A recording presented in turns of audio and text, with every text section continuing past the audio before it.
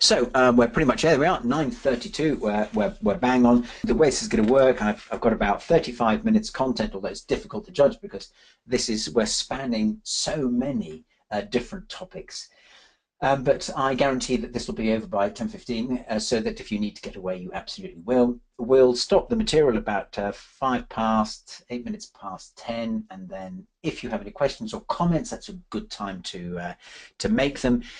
Okay, so let's get started. I think we've got a good crowd in now, so we'll get going, and I'll see you in a bit.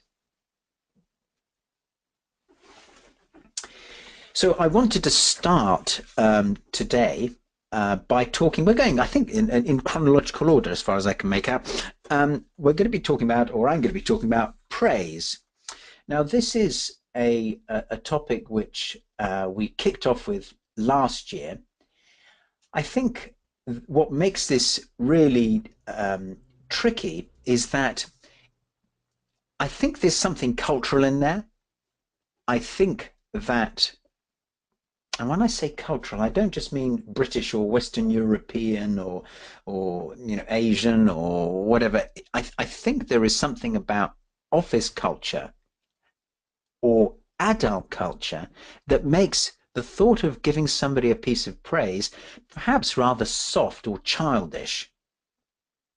But there are certain things that we can do with praise which makes it more likely to succeed. And I just want to give you 3 of those things. And perhaps while I'm talking and I'm describing each of these things very briefly, you can check whether it's in line with what you actually do.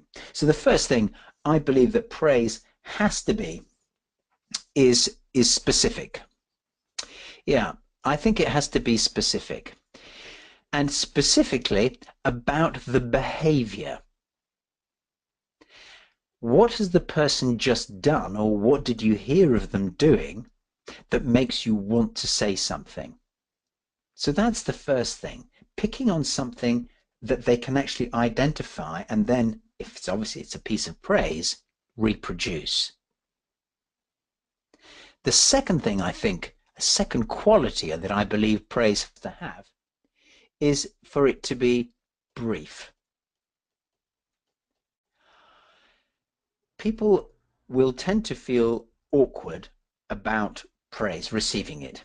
I don't think that's unusual, but actually making it brief also gives them not only the time to not become more embarrassed, but also the time to let it sink in.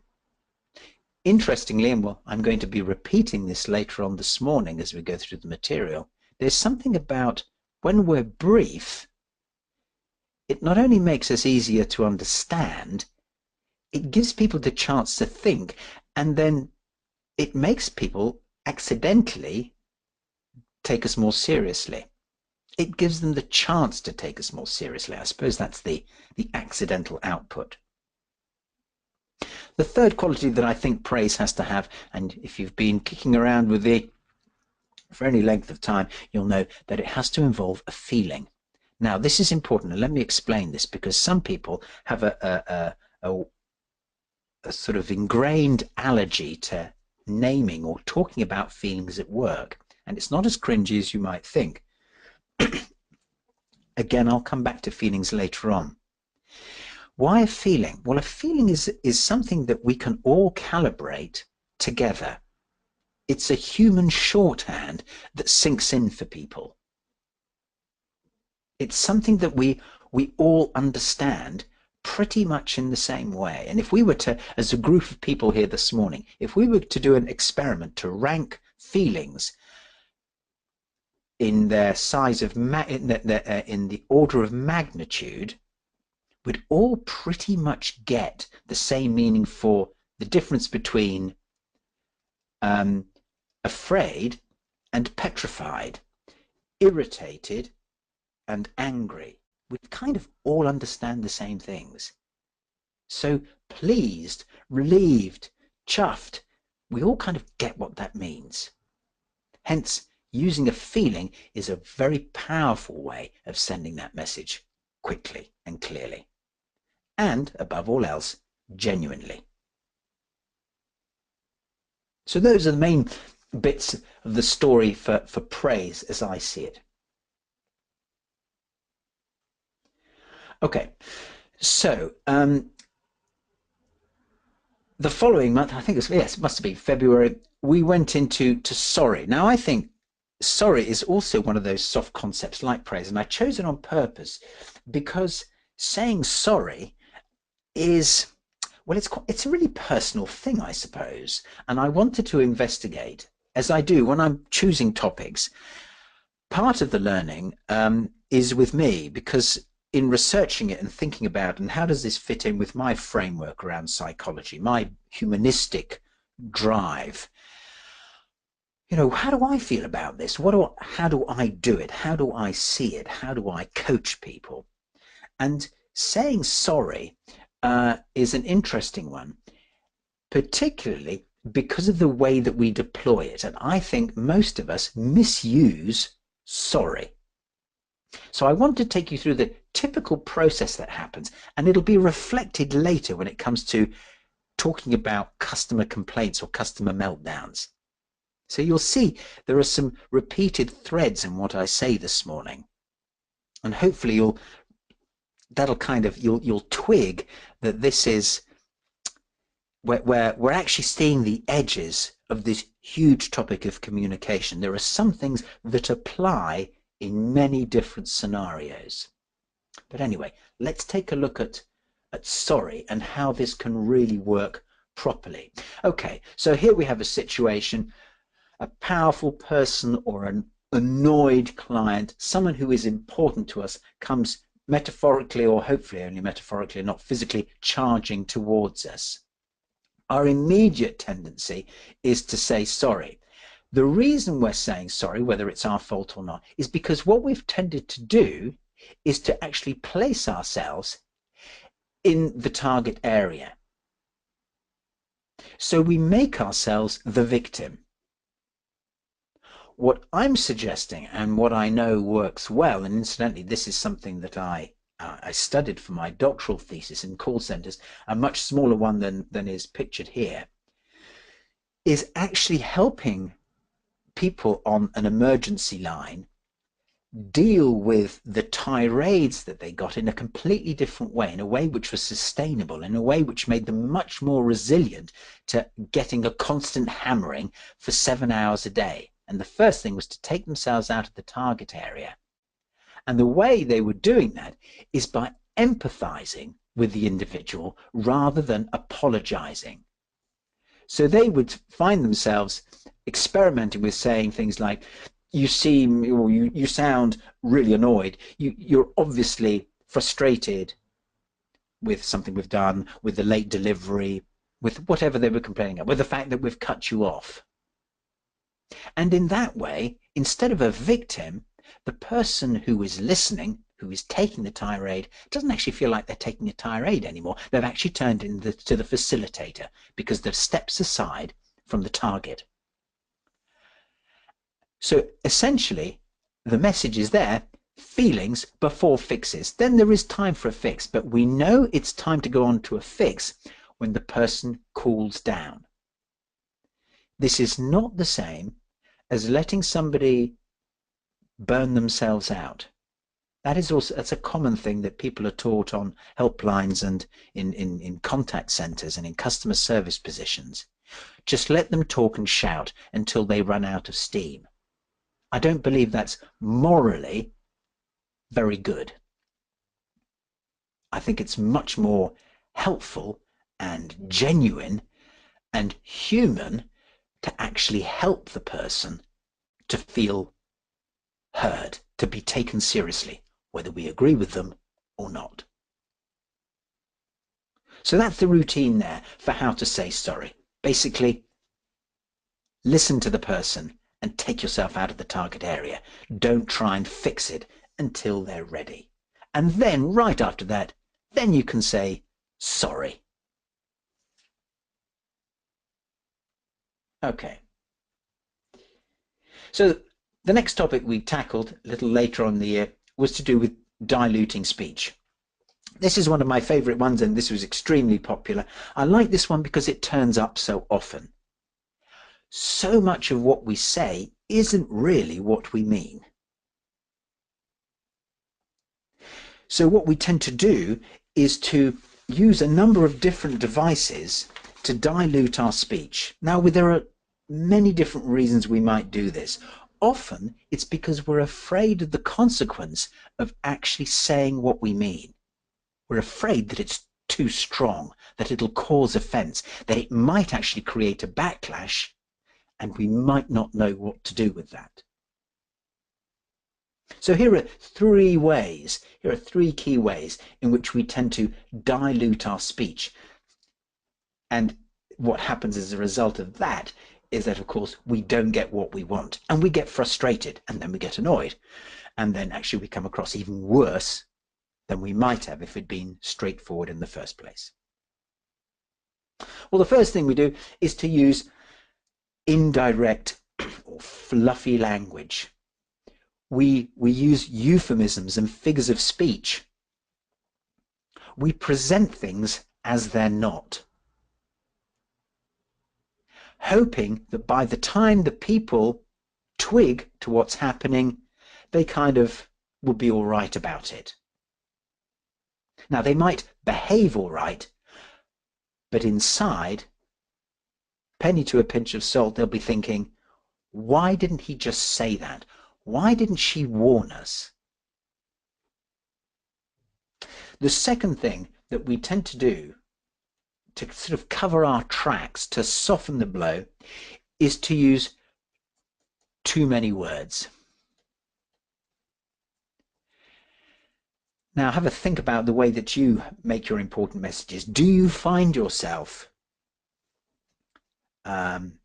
using too many words, particularly after the key message that you were trying to pass across? Do you cover your trail by adding stuff on at the end? I heard a classic example of this in a session this week. In fact, a couple of people did it. And we were doing a session with a leadership team on feedback. And it was really interesting how these very experienced people would say something, and I think, that's fantastic. And then instead of pausing, they would carry on talking to soften the blow. They thought it was the nice thing to do. And the third thing is to hide the message altogether. We often hide the message by actually not saying how we feel.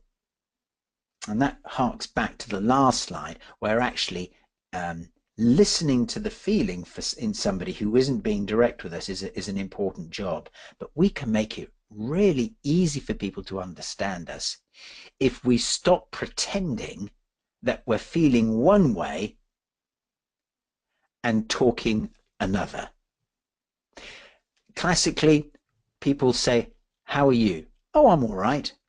Well, maybe that's a socially nice thing to do. But if somebody says, was that all right the way I did it? And it wasn't.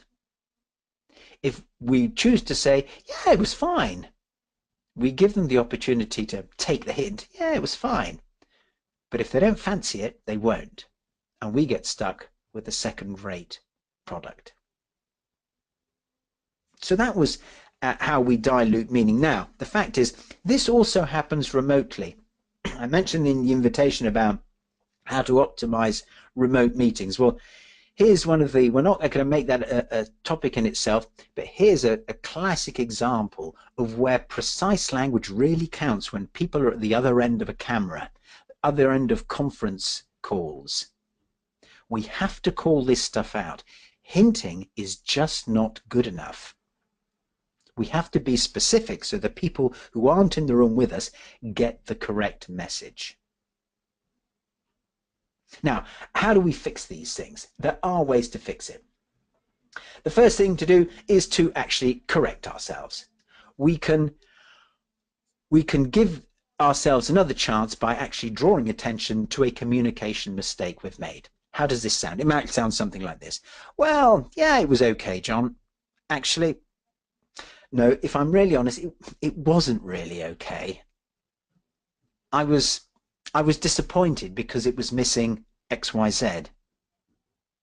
So correcting ourselves is a really strong way of taking a second chance to say something important. The second piece here is, of course, to do with brevity. If Twitter has taught us one thing, is to cut out the rubbish. Now, I think it's gone too far the other way because I can rarely understand what people have posted because I don't, or tweeted, I should say. There you go. That's how much of an expert I am. There's a special language in Twitter, but the precept that I'm trying to put forward here is that it's actually a great way of disciplining ourselves to use just the words that we need, especially when we're standing up for ourselves, especially in feedback, especially when we're communicating remotely. And the third thing that we can actually do, which really, really helps, as I said a moment ago, is to explain. Now, this is to explain what is normally in the stage directions. I don't know if any of you have ever read plays or we have any amateur thespians out there, but very often, well, I know there are people out there who play music. I know, John, you're a musician, and there will be things that are written into the score or written into a play script which are directions for the actor or the musician. You don't play them, you don't say them. But actually, when we're dealing with people remotely, or in a meeting or in a one-to-one encounter, reading out what's going on in our heads is also a powerful remedy to any dilution that we may have done. How does this sound? It sounds something like this. You know, I just caught myself thinking just then that I hadn't explained that very well. Let me have another go. So rather than getting flustered or explaining all over again without announcing it and therefore risking boring the audience or switching them off, we explain ourselves. They might come back to me and say, oh, no, Paul, I got it the first time. That's absolutely cool. In which case, I've let myself off the hook. I've let them off the hook. Explanation is a powerful way of making sure that our messages, even if we have accidentally diluted them, get made up again, get repowered, reconcentrated. So then we moved on to meetings in the following month. And again, this applies just as much to remote meetings as face-to-face ones. Now, if you're like me, you spend a long time in meetings. Now, I'm very, very lucky. I just get to turn up to meetings that I want to be in. And my meetings, again, very fortunately, always have a very specific purpose. There is something happening there. But I think unless you are a coach or a trainer, you are going to have to do something very actively to make sure that your meetings don't turn into some sort of marathon uphill struggle that everybody has to haul themselves through. Now, obviously, by the time you get to sort of the ripe old age of whatever you are, here am I at 52. I don't know how many days and meetings I've been through. Fortunately, as I said, most of the time I really, really want to be in the room and I've got an important job to do. But I have been in other people's sessions or in lecture halls where this thing goes on, and it's a marathon. It's a kind of endurance test, and I think that's just a crying shame, because it really doesn't have to be like that. We don't have to have a high body count, even in a meeting where lots needs to happen. And so here are a couple of things to bear in mind. Firstly, that the length of the meeting is important. I was in sessions this week, and what we did after an hour, we took a break and just had 5 minutes out. Every 45 minutes or so is absolutely worth it, because people really need to be able to stretch their legs, to have a comfort break and just disengage. And I'll come into the science behind that in a second. There's another piece here, though, about actually setting the meeting up in a certain way. And the way I look at it, it is difficult to imagine how a meeting could be successful if certain things haven't been taken care of. Firstly, a strong objective, and there is a strong argument for actually stating that objective at the beginning and maybe even several times during the meeting. For those of us who have short attention spans, actually stating the end time, and again, not being afraid to keep on stating the end time throughout the meeting. And then if its time is running short, to actually stop 5 or 10 minutes before the end and say, what do we want to achieve? We've just got the last 10 minutes here. We're not there yet. What's the most important thing we need to do before we part company? And of course, having solid outputs, I've slightly said this the wrong way around, really. This business of solid outputs, that really could be stated back here with the objective. The objective is to discuss or make a decision about ABC. So what are the outputs going to be? Well, okay, well, we'll just have a single decision between us and a single message that we take out to our boys and girls. Everybody says, yeah, that's fine. And so you know that the output, which is different to the objective, you know what the output's going to look like. It'll be a statement. It'll be an explanation that everybody lines up behind. So that's the sort of the intellectual end of things. But there's other stuff going on in meetings which we really need to pay attention to. And this is to do with our basic human frailty. Now, yes, we're experienced. Yes, you might be a seasoned professional. You might have sat through dozens of board meetings and AGMs and all sorts of things like that. But actually, it doesn't mean that you're a different human being. It just means that you've found a way to cope. Many meetings and sessions, to my mind, are this great nullable, arid, nullable plain where I have to really sort of brace myself and find ways to occupy my mind. So I frequently take sweets, and I've always got something to scribble and stuff like that, and I'm sure you're pretty much the same as me. There are things that we can do to help people. One of the first things we can do is to make sure that they've got something to drink.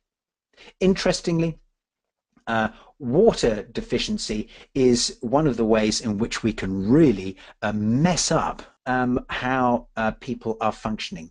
A study that I read stated that we only have to be between 1% and 2% dehydrated to start to lose our tempers, lose concentration, develop headaches. We are very frail.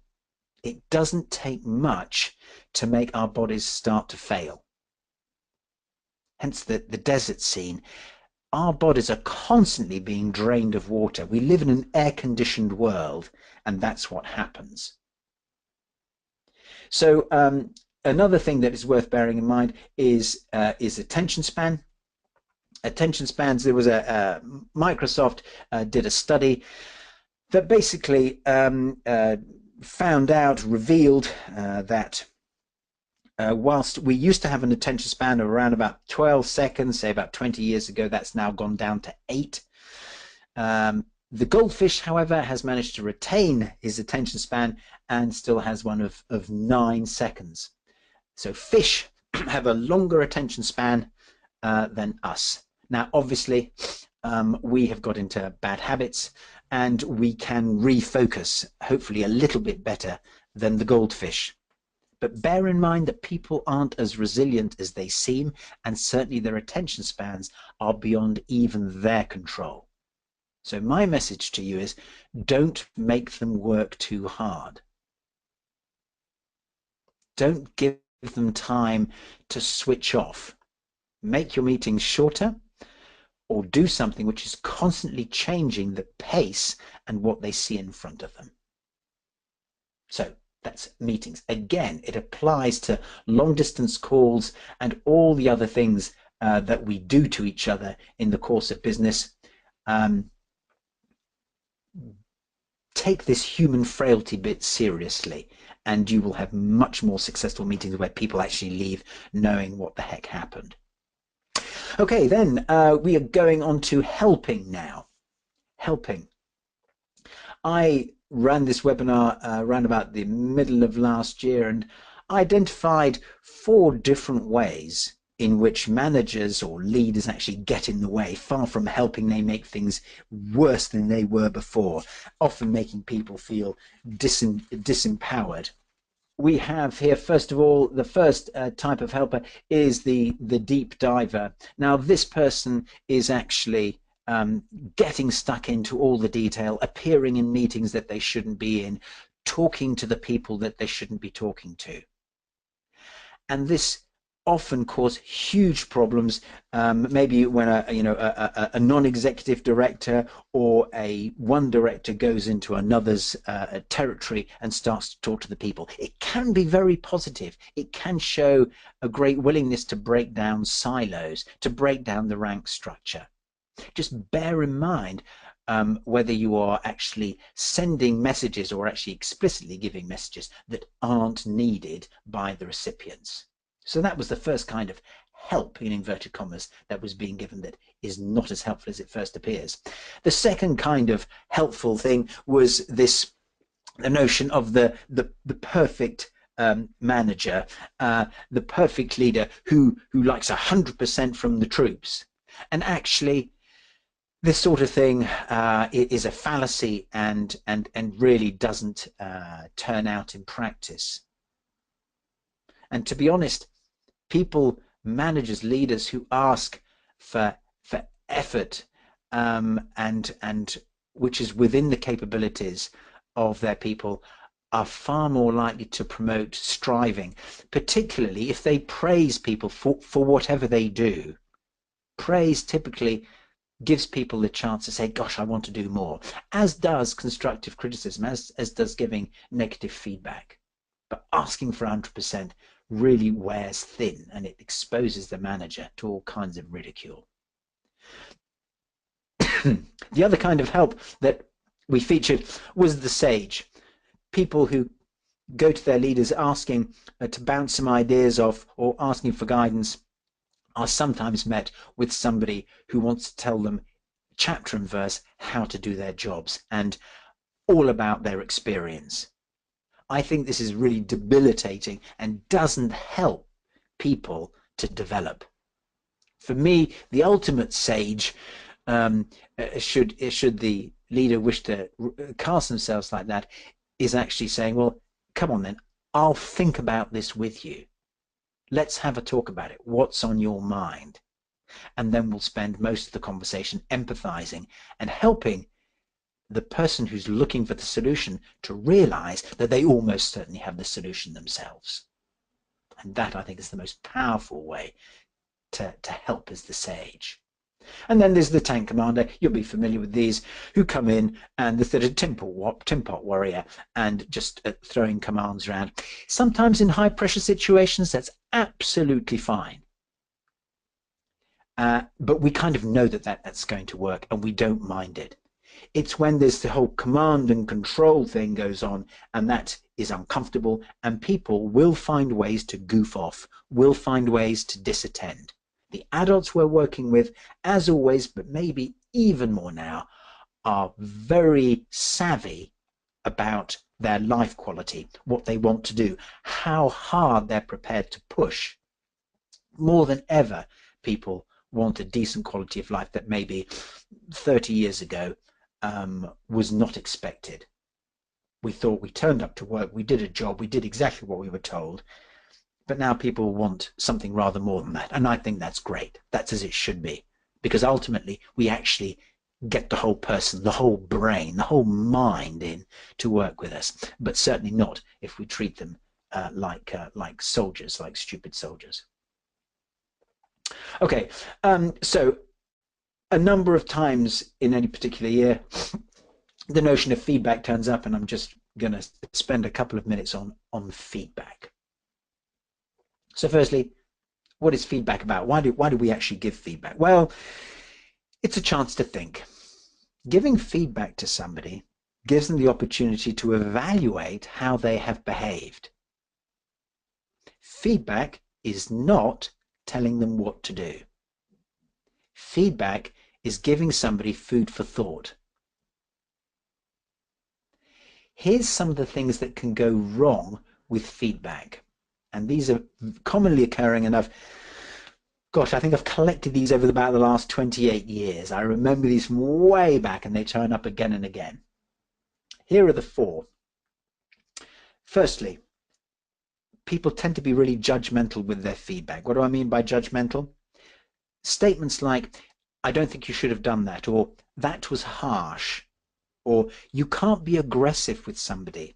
All of those labels point to being judgmental. Now, it might be accurate. You might even think you're right. You might be right. But the point is, we don't like being judged. We don't like being labeled, because it's like the feedback person telling the other person, this is what you are. This is who you are. You're aggressive. You're wrong. You're this, you're that. Actually, what we're trying to do with feedback is to point out the effect of one of their behaviors.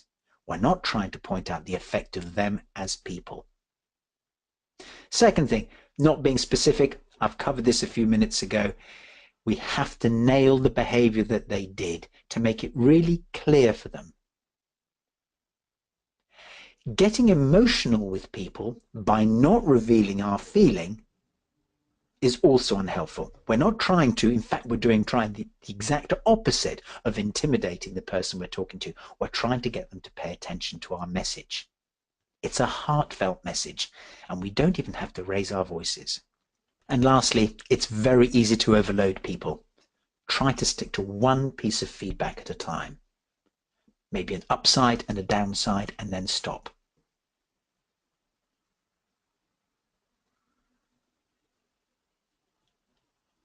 And lastly on feedback, how? Well, this is a structure that will be familiar if you've been in sessions with me or you've hung around for a couple of these webinars. The most important bit is undoubtedly the first two bits here. The how I feel, hang on a second, there we go. The how I feel and the what about. If you can figure this one out, so much the better.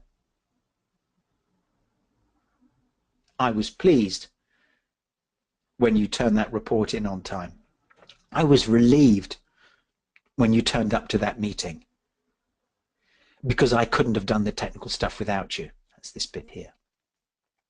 Or in reverse, with a negative piece, I was worried when I heard you on the call just now using that tone of voice, because I wondered how the other person at the other end was reacting, or because it really put me off. So you see, it's just the statements are so simple and therefore potentially so powerful.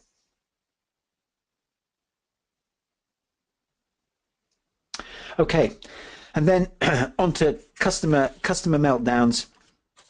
And this was a very involved webinar, and I'm just going to give you literally the absolute highlights of this one. And this is about really, it's very much an emotional, people talk about customer care and customer service. I look upon customer service as getting the right person to the right thing at the right time for the right price. I think of customer care as doing that, but without running over the cat. For me, the how is more important than the what. And when I did this webinar, it was just after I'd taken receipt of a stupidly expensive socket that we're redoing a bit of the house, and we wanted Bakelite sockets. Ridiculous, I know. And these things are stupid, like £35 or something. Anyway, this thing arrives and it doesn't work. I put it into the wall, my beautiful new wall. I put it in. My wiring is not the best, so I was so chuffed that I hadn't blown the house up. And then I couldn't get the plug into it. I phoned up the company.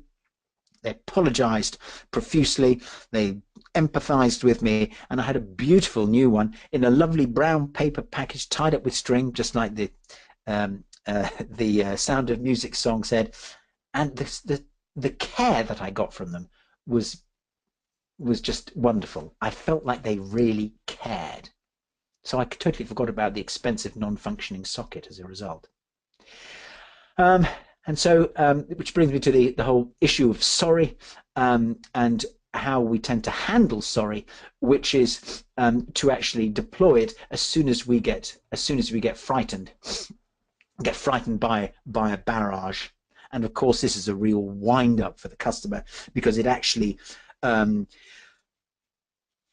tells them that we're trying to sort of pacify them. We're trying to stop the flood. We're trying to tell them, stop having that feeling. It's not convenient and I don't like it. And actually, they're totally entitled to it. So in this situation, keeping sorry out of the picture until we have finished empathizing with the individual is the most important thing we can do in handling a customer meltdown. And the way we explain it to people is to say, look, just fix the feelings first, emotional first aid. And if you imagine, here we go, hang on, there we go. So if you imagine inside you, there's this sort of notional circuit, and indeed there are billions of circuits inside us. I'm going to put a power source in before somebody criticizes me for my less than GCSE O-level GCSE physics. Imagine that these light bulbs represent our ability to think and to communicate. Now, when we get upset, and this circuit, as our internal circuits in reality powered by emotion, when we get upset, we have too much emotion. And what actually happens is that our circuit breaker does exactly the right sort of job. We have a mental circuit breaker where we kind of just check out, because our reptilian brain, the very, very old emotional part of our brain, says, I don't need to do any thinking. It's the feeling that counts. That will tell me what to do. And so we lose our ability to think, and along with that, we lose our ability to communicate. So the thing about fixing the complaining customers or the unhappy colleagues' feelings is that if we can help them to fix their feelings, we help them to think with us.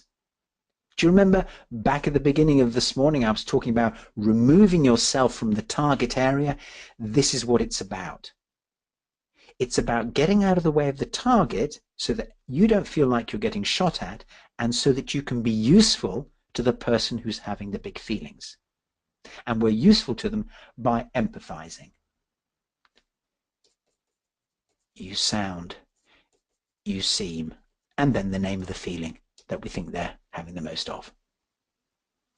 Okay. That's a zip through fixing the feelings and stopping that tirade. In customer service, or indeed in any situation, try to leave the sorry till the very end and fix the feelings first. Feelings before fixes. Okay, and very lastly this morning, making the point. So this is an interesting one for me, because it's about, again, using a very simple device, being assertive, to cut through all the noise. What we tend to do is we try and shout louder. And of course, this doesn't work very well. So we have to find a way of getting our words through the jungle maelstrom. Now, the reason why people don't pay attention to us is, like all of us, we have had to learn to filter. We are so bombarded these days by messages and competing voices and insistence and demands and requests that we have to blank people out. So if I'm the one trying to get you to listen to me, I have to find another way to do it. And I have to be assertive. So I have to be prepared to say how I feel about something. And that actually is a great way to start to cut through the barrage of noise, particularly perhaps in a meeting. So here is how that might sound. I'm pleased that we're not going to delay the decision. I think they would have lost patience with us. The big bit here for me is this bit here. This is the most powerful element. And in fact, if you were just to say, I'm pleased, or in the next case, I'm worried. Just saying I'm worried is a great way of just stopping the action in a meeting where people are being noisy. And you might have to repeat it, but it will cut through. Okay, 13 minutes past. Time for a couple of questions if you have any. If not, that's absolutely fine. Let's see. Whoops, it is the wrong one. Here we go. Let's see what you are thinking. Wrong one. Here we go. Okay. Any thoughts, reactions? And I'm just going to go to the Q&A pane to see if anybody's thinking anything. So yeah, we do have actually one from Kate. Just saved by the bell. Meetings. Any suggestions to energize our monthly management meetings? CEO feels managers not engaging. There could be a load of different things happening there, Kate. One of the ways is to actually rotate the leadership of the meeting, so that and even the organization, so that different people have the opportunity to facilitate it. It's great training and experience for the people who are there, and then your CEO can actually sit back and watch the room and input. So it gives him the day off, and it gives people an opportunity to practice for when they get to be CEO. So that's one possibility, that you can rotate it. And the other thing is that maybe he's just trying to put too much in, or I'm saying he, might be she.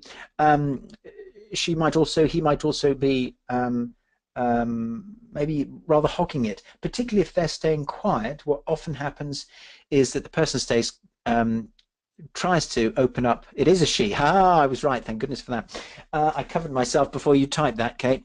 I'm so pleased with myself. Aren't I the egalitarian this morning? So she may be filling in the gaps that they're leaving for her, which is often common. I do it myself on these webinars sometimes, rather than pause, or in a conversation, particularly if I'm interested and excited, or if I want to try and invigorate the room, I'll keep on talking. She may be doing the same thing. So there's a thought.